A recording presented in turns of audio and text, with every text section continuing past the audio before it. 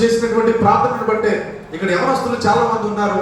ఈ రోజు నువ్వు ఇంత వ్యసనాలతో బాధపడుతున్నా, ఇంత ఘోరమైనటువంటి పాపంలో జీవిస్తున్నప్పటికీ కూడా దేవుని ఉగ్రత నీ మీదకి రావట్లేదంటే దానికి ఒకే ఒక కారణము, నీ గురించి ఎవరో ప్రార్థన చేస్తున్నారు. కాబట్టి నేను చెప్పగలను ఖచ్చితంగా, ఈ రోజు నేను ఇంకా సజీవంగా ఉన్నాను అని అంటే, ఇలా నిలబడి పరిచయం చేయగలుగుతున్నానంటే నా గతము చాలా దౌర్భాగ్యమైన గతం.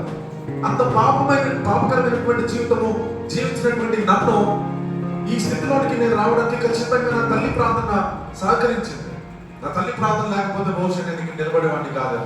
రోజుకి కూడా అనేకులకు ఆశీర్వాదకరంగా దేవుడు నన్ను ఆలోచించవచ్చు. ఇది నా శక్తిగా, ఇది నా బలంగా, నన్ను బలపరచవాని అంటే నేను సమస్తము చేయగలను. కేవలం దేవుడు వాగ్దానం చేశాడు అంటే దేవుడు దాన్ని ఖచ్చితంగా నెరవేరుస్తాడు. అయితే మనం చేయాల్సింది ఏంటంటే, యవన కాలంలో దేవుని చేతిలో మనం జీవితం చేస్తున్నాం అంటే దేవుడు ఒప్పుకోడు. ఈ యవన కాలంలో నీ జీవితం తీసుకెళ్లి దేవుని చేతిలో పెడితే ఎంత అద్భుతంగా దేవుడు మార్చగలడో నేనే నిలబెడుతున్నాను దర్శనం.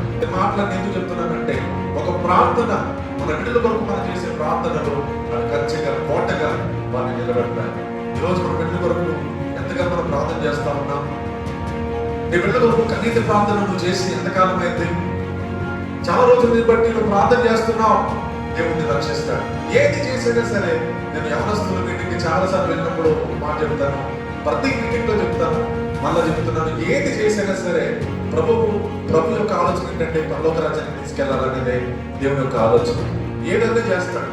నేను బహుశా నీ కాలు వెరగొట్టచ్చు, నీ చేతులు వెరగొట్టచ్చు, నేను మంచం మీద పడుకోబెట్టి ప్రభువా ఇక్కడ నన్ను క్షమించు అని చెప్పేటట్టు దేవుడు చేయగలడు. దేవుడు ఏదైనా చేయగలడు.